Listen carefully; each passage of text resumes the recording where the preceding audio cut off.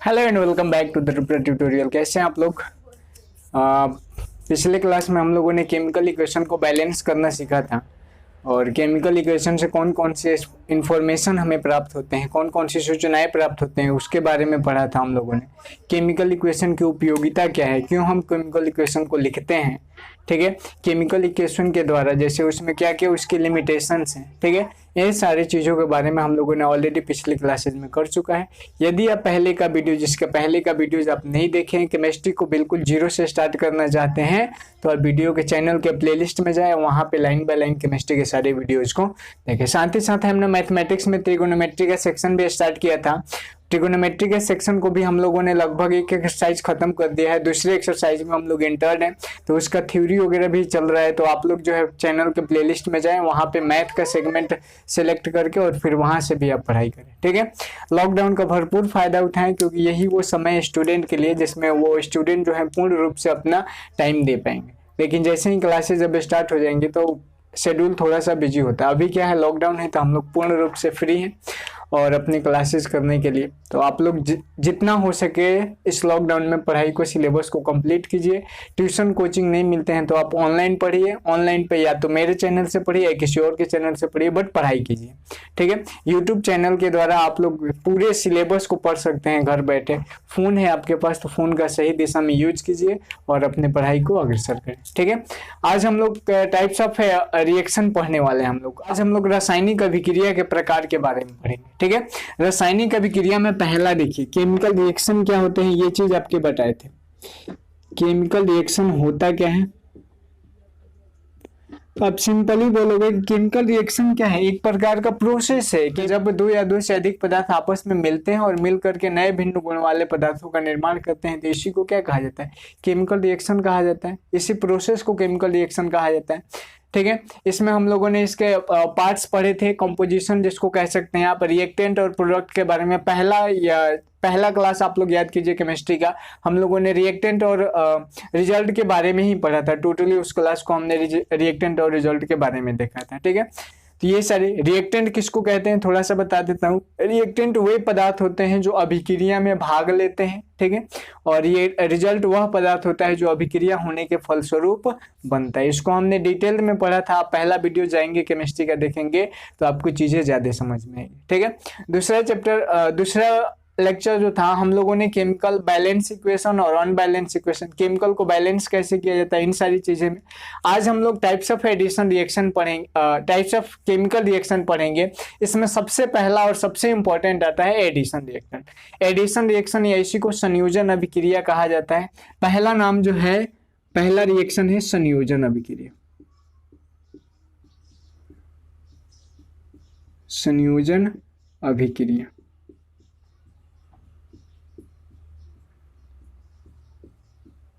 संयोजन अभिक्रिया या इसी को संश्लेषण अभिक्रिया भी कहा जाता है,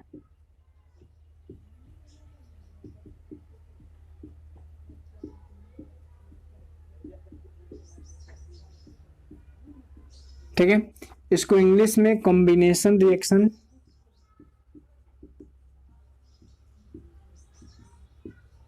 या इसी को एडिशन भी कहा जाता है, एडिशन रिएक्शन या इसी को कहा जाता है सिंथेसिस रिएक्शन,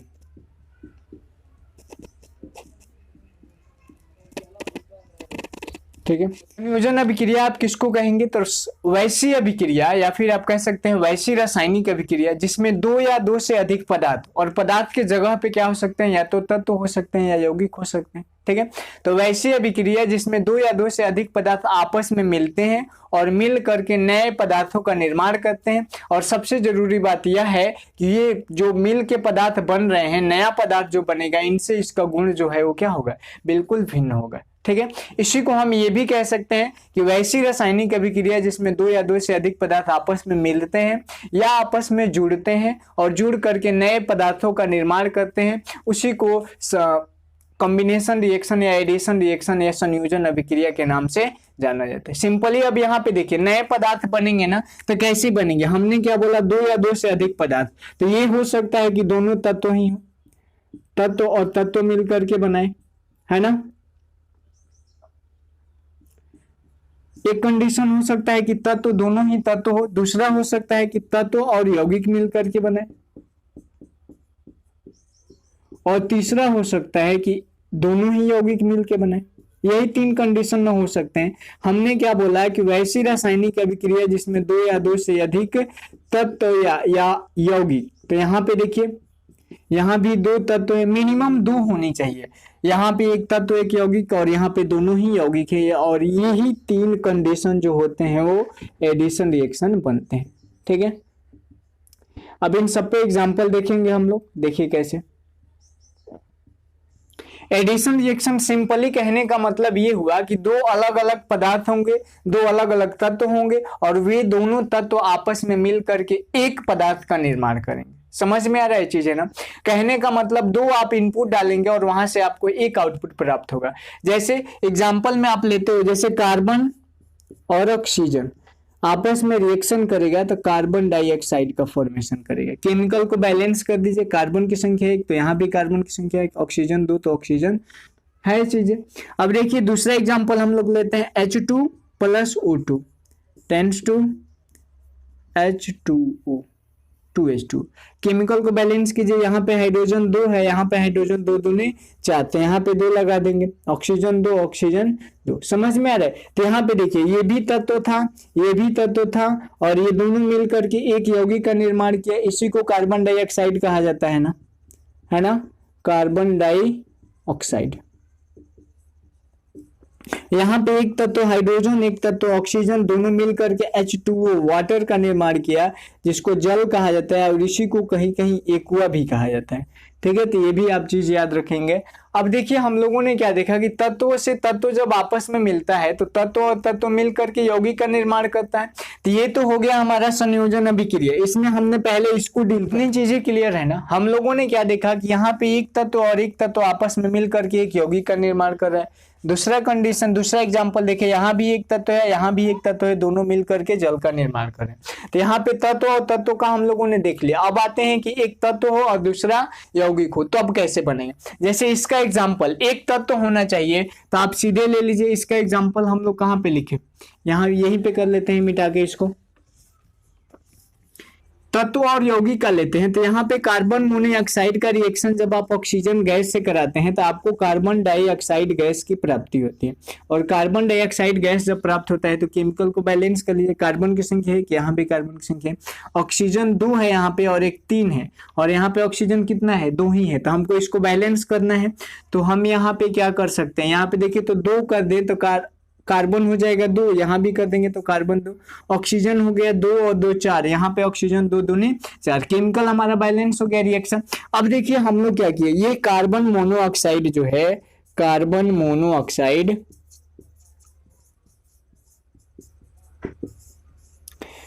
मोनोऑक्साइड और ये ऑक्सीजन है, ये भी क्या है, ये गैस के फॉर्म में है। बताए थे ना कल कि गैस को डिनोट के लिए जी को कोष्ठ में लिखा जाता है। तो यहाँ पे देखिए ये ऑक्सीजन हो गया, ऑक्सीजन और कार्बन मोनोऑक्साइड जब रिएक्शन कर रहा है तो यहाँ पे कार्बन डाइऑक्साइड गैस का निर्माण हो रहा है, और यह कार्बन डाइऑक्साइड गैस भी क्या होता है, गैसियस फॉर्म में होता है। तो हमने यहाँ पे देख लिया कि जब एक तत्व और एक यौगिक आपस में, यहाँ पे ऑक्सीजन एक तत्व, कार्बन मोनोऑक्साइड एक यौगिक, और दोनों मिल करके एक नए भिन्न गुण वाले यौगिक का निर्माण करें। तो जहां पे दो या दो से चीजें अधिक चीजें जुड़ करके एक चीज बनेगा, वहां पे जो होगा आपका एडिशन रिएक्शन होगा। ठीक है, उसी को संयोजन अभिक्रिया कहा जाएगा या संश्लेषण अभिक्रिया कहा जाएगा। तो सिंपली एग्जाम में पूछा जाता है कि संयोजन अभिक्रिया है क्या चीज, या संयोजन अभिक्रिया से आप क्या समझते हैं, तो आप सिंपली बोलोगे कि जब किसी रासायनिक अभिक्रिया में दो या दो से अधिक तत्व या यौगिक आपस में अभिक्रिया करके नए भिन्न गुण वाले पदार्थों का निर्माण करते हैं, तो इसी रासायनिक अभिक्रिया को संयोजन अभिक्रिया कहा जाता है। और उसका एक या दो एग्जाम्पल आप दे सकते हैं। ठीक है, केमिकल का जब भी रिएक्शन, केमिकल रिएक्शन का अगर डिफिनेशन पूछा जाए ना, तो आप डिफिनेशन लिख करके उसका एग्जाम्पल जरूर देंगे, क्योंकि एग्जाम्पल नहीं देने से भी एक नंबर काट लिया जाता है। अगर दो नंबर का होगा तो एक नंबर काट लेते हैं, क्योंकि आप एग्जाम्पल नहीं देते हैं। तो रिएक्शन देना मस्ट है, वहां पे आपको देना होगा। ठीक है, तो ये कार्बन और ऑक्सीजन के बीच में, कार्बन मोनोऑक्साइड और ऑक्सीजन से हम लोग रिएक्शन करा के देख लिए। अब आता है कि दोनों ही यौगिक हो, एक पहला यौगिक हो और दूसरा भी यौगिक है। एक और ले सकते हैं क्या हम लोग, देखिए SO2 और plus O2 tends to SO3। Chemical को बैलेंस कीजिए, सल्फर 1 तो सल्फर 1, ऑक्सीजन यहाँ पे 2 और 2 4, यहाँ पे ऑक्सीजन कितना है 3 है, तो हम यहाँ पे क्या कर दें 2 लगा दें, सल्फर 2 हो जाएगा, तो यहाँ भी सल्फर कितना हो गया 2।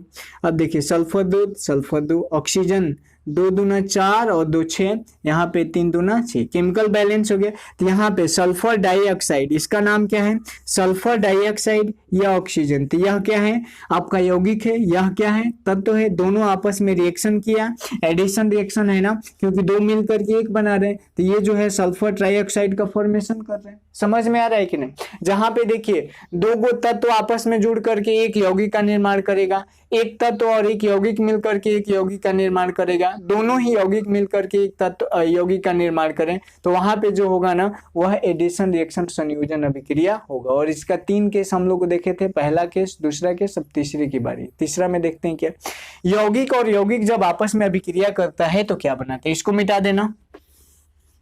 चलिए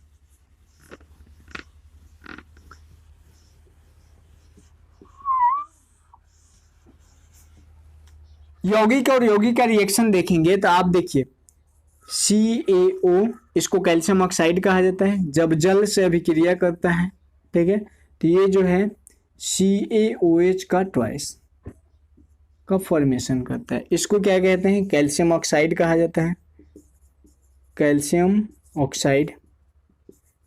इसी को बिन बुझा चूना कहा जाता है, बिन बुझा हुआ चूना, बिन बुझा चूना, या इसी को कली चूना भी कहते हैं हम लोग,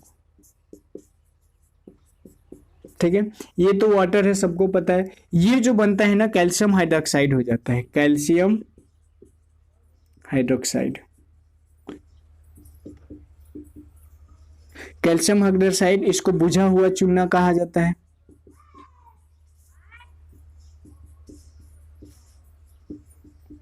और इसको एक और नाम कहा जाता है क्या, भाखड़ा चूना।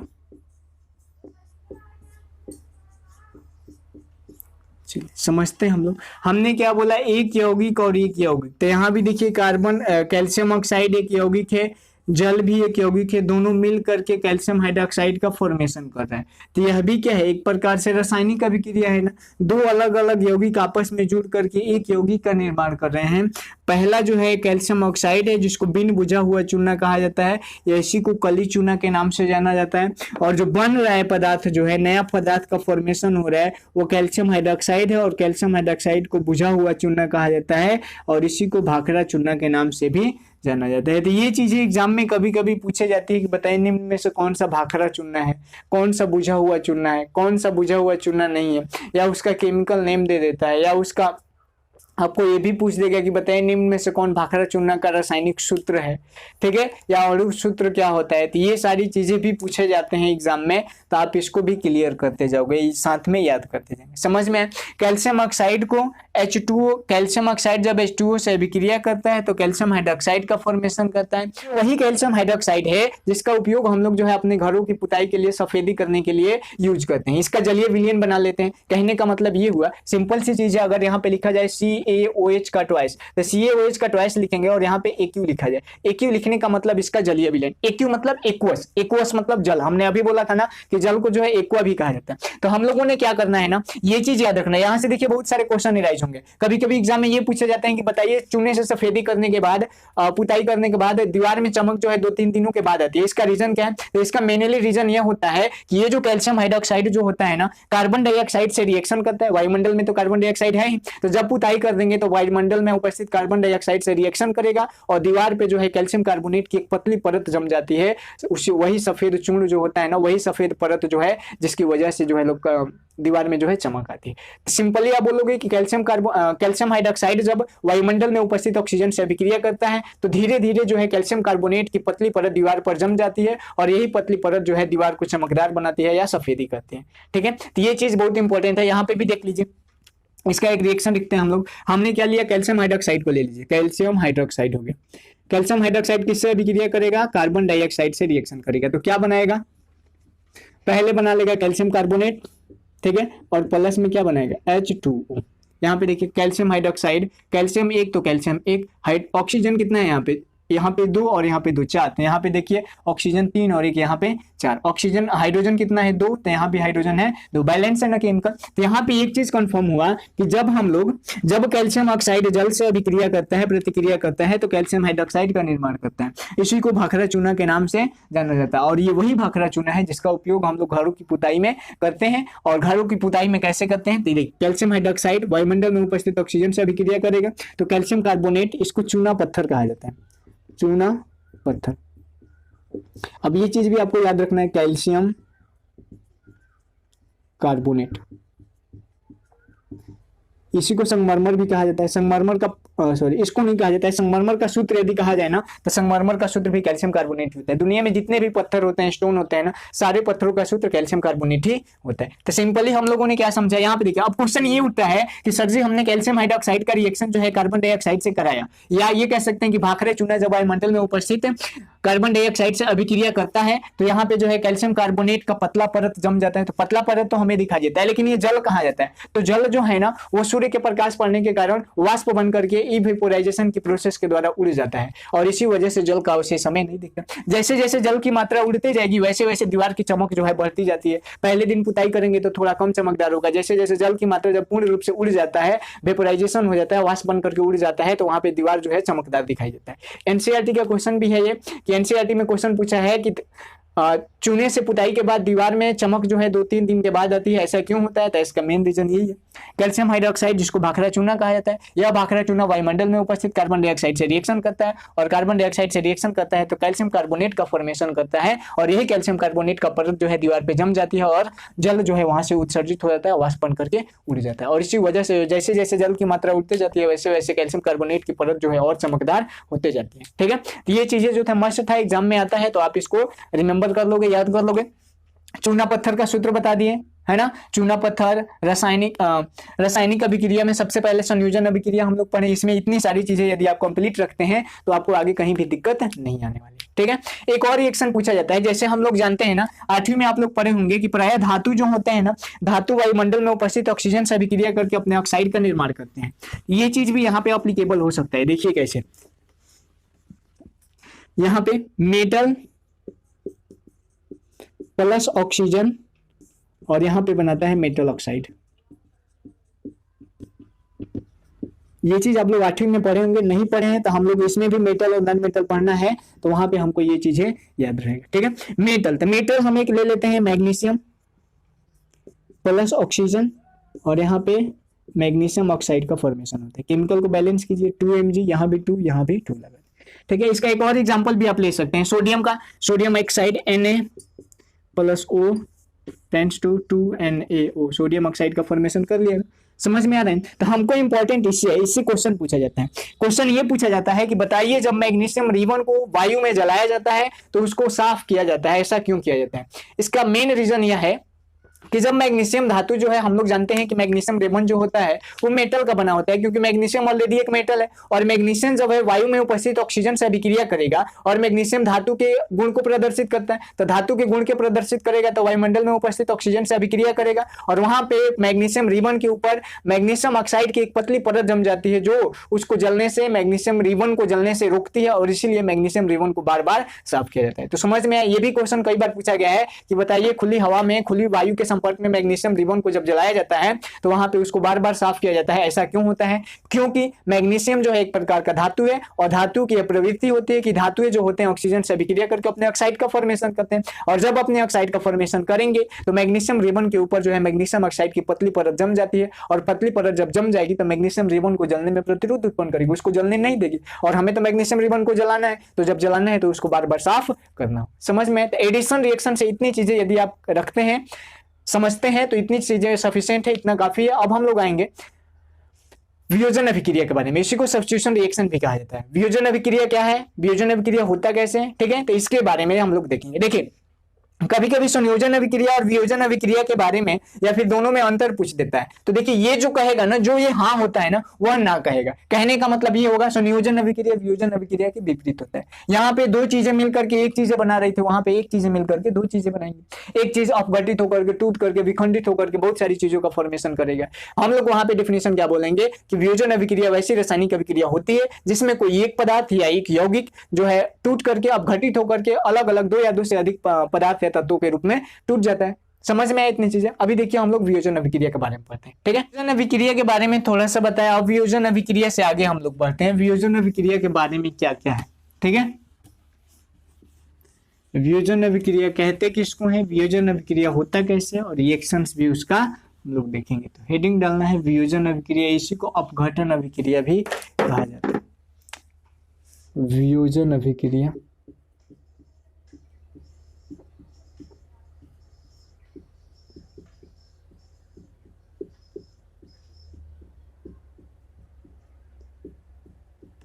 या इसी को अपघटन अभिक्रिया कहा जाता है।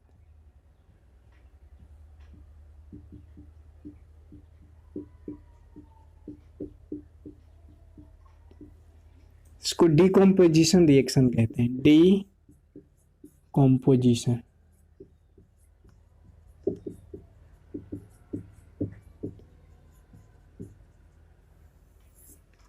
ठीक है, डिकम्पोजिशन रिएक्शन किसको कहेंगे, तो ये जो होता है ना एडिशन रिएक्शन है, सब्स्टिट्यूशन रिएक्शन के बिल्कुल अपोजिट होता है। ठीक है, डिकम्पोजिशन रिएक्शन आप किसको कहोगे, तो डिकम्पोजिशन रिएक्शन जो होता है वो एडिशन रिएक्शन के जो है अपोजिट होता है। कैसे अपोजिट होता है, हम लोग संयोजन अभिक्रिया में क्या पढ़े थे, दो या दो से अधिक तत्व होगा, आपस में मिलेगा, अलग तत्व का निर्माण करेगा। ठीक है, एक तत्व का निर्माण करेगा, यही है ना संयोजन अभिक्रिया। वियोजन अभिक्रिया ठीक इसके विपरीत हो जाता है। यहाँ पे जो है दो या दो से अधिक तत्व मिलकर बनेंगे।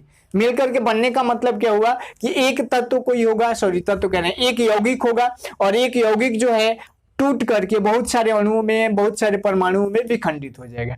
ठीक है, जैसे यौगिक का एक बड़ा सा अणु ले ले, किसी यौगिक का बड़ा सा अणु होगा, वह टूट के दो या दो से अधिक तत्वों के रूप में या तो यौगिक के रूप में बदलेगा। यही होने वाला रिएक्शन जो है ना वियोजन अभिक्रिया कहलाता है। आप ये भी कह सकते हो कि संयोजन अभिक्रिया के विपरीत अभिक्रिया जो होती है वही क्या होती है आपका वियोजन, संयोजन अभिक्रिया के अपोजिट जो रिएक्शन होता है ना वही रिएक्शन होता है वियोजन अभिक्रिया। आप ये भी कह सकते हो कि संयोजन अभिक्रिया के उल्टा, संयोजन अभिक्रिया के विपरीत होता है कौन सा रिएक्शन, वियोजन अभिक्रिया।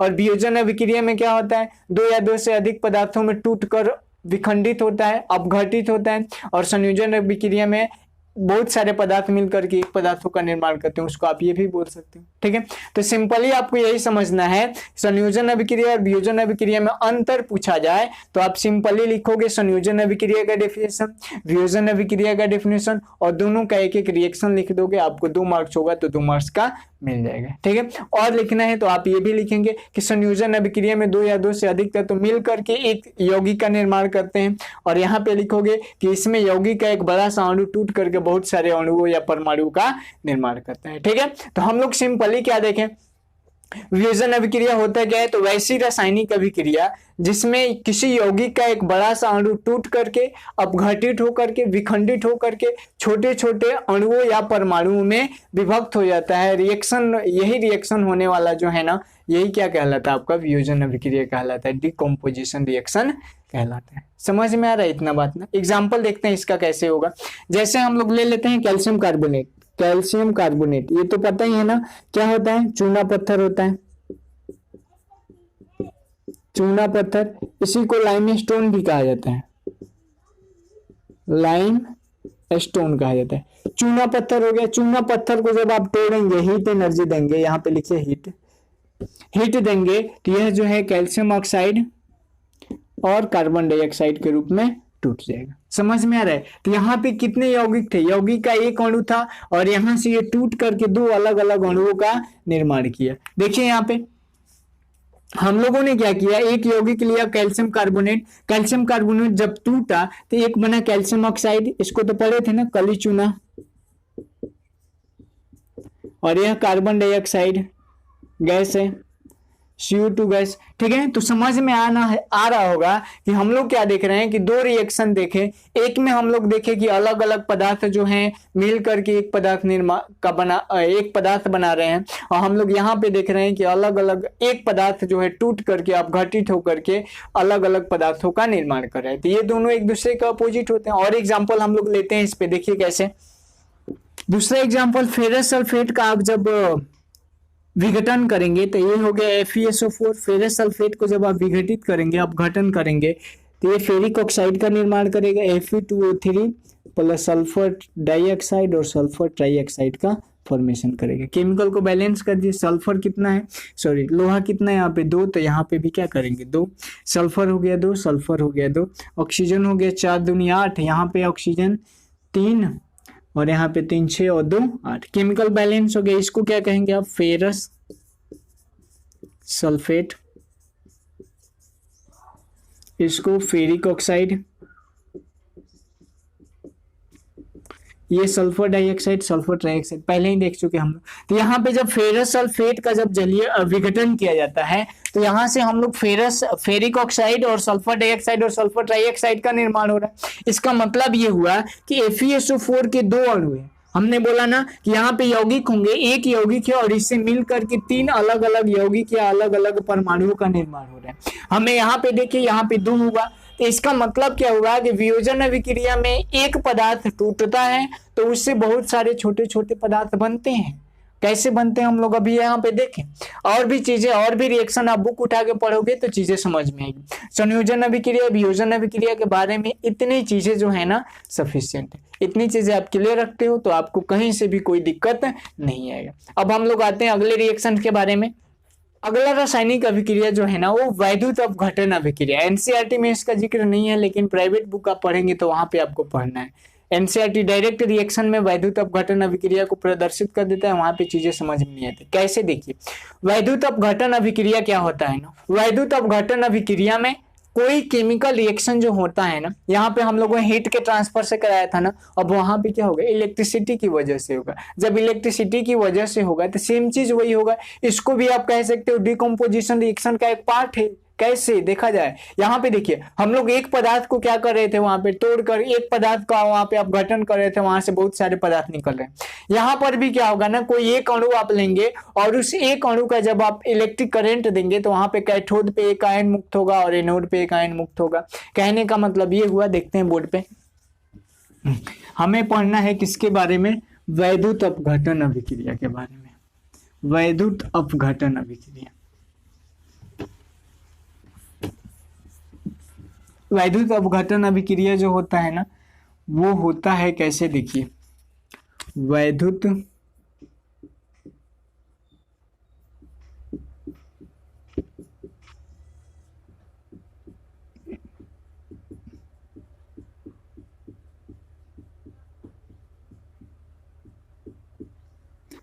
वैद्युत अपघटन अभिक्रिया ये क्या होता है यहाँ पे कोई एक अणु होगा, मान लीजिए हम सोडियम का एक अणु लेते हैं, सोडियम क्लोराइड, इसको क्या कहा जाता है, सोडियम क्लोराइड।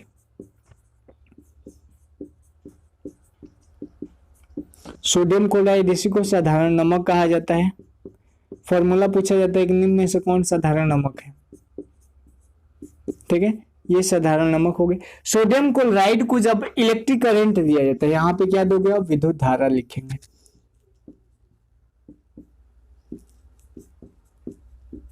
विद्युत धारा जब प्रवाहित किया जाता है इसमें, तो कैथोड पर Na+ आयन और एनोड पर जो है Cl- आयन मुक्त होता है। ये कहाँ होता है, कैथोड पर, और ये कहाँ होता है, एनोड पर। कहने का मतलब क्या हुआ, जब सोडियम क्लोराइड को हम लोगों ने क्या किया, विद्युत धारा प्रवाहित किया, विद्युत अपघटन किया, तो यहाँ पे सोडियम आयन जो है कैथोड पर, क्लोराइड आयन जो है एनोड पे हमें मुक्त होता है। तो यहाँ पे भी एक ही पदार्थ था ना, एक ही अणु था, यहाँ से मिल करके 2 अणु निकले। इसी प्रकार जब आप रिएक्शन जो है Al2O3 एल्युमिनियम ऑक्साइड का रिएक्शन कराएंगे और यहाँ पे भी विद्युत धारा देंगे, तो यहाँ पे Al+3 आयन जो होगा ना, Al+3 आयन जो होगा वो कैथोड पे मुक्त होगा, और ऑक्सीजन जो होगा ना वह किस पे मुक्त होगा, तो एनोड पे मुक्त होगा। समझ में आ रहा है। तो वैद्युत अपघटन अभिक्रिया कह रहे हैं, तो वैद्युत अपघटन अभिक्रिया वह अभिक्रिया है जिसमें पदार्थ का कोई एक अणु जो है विद्युत धारा की उपस्थिति में अपने आयन को त्याग देता है, अपने आयन को अलग अलग कर देता है। यहाँ पे देखिए धन आयन ऋण आयन, धन आयन कैथोड पे, ऋण आयन एनोड पे प्राप्त हो रहा है कि नहीं। तो कहने का मतलब हुआ कि विद्युत अपघटन अभिक्रिया वह अभिक्रिया होती है जिसमें कोई एक अणु, कोई एक पदार्थ जो है अलग अलग पदार्थों को, अलग अलग आयन को कैथोड पर और एनोड पर मुक्त करते हैं। इसका कहने का मतलब क्या हो रहा है ना, देखिए ये कहीं ना कहीं मिल रहा है ना डिकम्पोजिशन रिएक्शन से। डिकम्पोजिशन रिएक्शन में भी कोई एक पदार्थ होता था, वहां से जो है बहुत सारे छोटे छोटे पदार्थ निकल के बन रहे थे। यहाँ पर भी कोई एक पदार्थ है, बहुत सारे छोटे छोटे, यहाँ भी देखिए है ना। Al2O3 को एल्यूमिनियम ऑक्साइड कहा जाता है, एल्यूमिनियम ऑक्साइड। एल्युमिनियम भी क्या है, धातु है, और धातु जानते हैं कि ऑक्सीजन से अभिक्रिया करके अपने ऑक्साइड का निर्माण करता है। ठीक, क्वेश्चन ये उठता है कि इस प्रोसेस का यूज कहाँ किया जाता है, वैद्युत अपघटन प्रक्रिया का यूजेज क्या है। तो यहाँ पे आप जो है ना धातु के ऑक्साइड और धातु के क्लोराइड के निष्कर्षण के लिए वैद्युत अपघटन अभिक्रिया को यूज में लाते हैं। जब आप धातु और अधातु पढ़ेंगे ना, तो जब धातु का निष्कर्षण पढ़ा जाता है, जब निष्कर्षण जब पढ़ाएंगे ना आपको, तो वहां पे बताया जाएगा कि विद्युत अपघटन के द्वारा जो है धातु का निष्कर्षण किया जाता है, जिसकी वजह से सोडियम आयन जो होता है कैथोड पर और क्लोराइड आयन जो होते हैं एनोड पे प्राप्त है। निष्कर्षण कहने का मतलब शुद्धिकरण, धातु को शुद्ध करने की। शुद्धिकरण क्यों किया जाता है, हम लोग जो लोहा देखते हैं ना, एल्युमिनियम देखते हैं, ये इसी रूप में प्रकृति में नहीं पाया जाता है, भूपर्पट्टी के अंदर ऐसे नहीं पाया जाता है। इसको निष्कर्षित किया जाता है, शुद्ध किया जाता है, तब हमारे सामने आता है। ठीक है, तो ये सारी चीजें भी हम लोग देखेंगे। देखिए हम लोग ये 3 रिएक्शन के बारे में पढ़ लिए, संयोजन अभिक्रिया, वियोजन अभिक्रिया और वैद्युत अपघटन अभिक्रिया। बाकी 2-3 और रिएक्शन बच रहे हैं, इसको अगले क्लास में देखा जाएगा। यदि आपके कोई भी डाउट्स हैं, कोई भी कॉन्सेप्ट जो आपको समझ में नहीं आता है, आप वीडियो के कमेंट बॉक्स में कमेंट करें। ठीक है, दूसरा कोई हल तो है नहीं। और हल है तो आप जो है व्हाट्सअप कर सकते हैं, व्हाट्सअप नंबर वीडियो के डिस्क्रिप्शन में दिया गया। ठीक है, टेलीग्राम चैनल से जुड़ना मस्ट है। टेलीग्राम चैनल से आप नहीं जुड़ेंगे, आपको वीडियो का जो होगा ना पीडीएफ फाइल जो होगा आपको नहीं मिलेगा। तो पीडीएफ फाइल के लिए आपको टेलीग्राम चैनल से जुड़ना है। और खुश होते हैं तो आप फेसबुक पे हमारे पेज को लाइक करें। ठीक है, रूपरा ट्यूटोरियल के नाम से। बाकी सारी चीजें अगले क्लास में करते हैं, मिलते हैं हम लोग अगले एपिसोड में। तब तक के लिए bye bye, take care, that's all.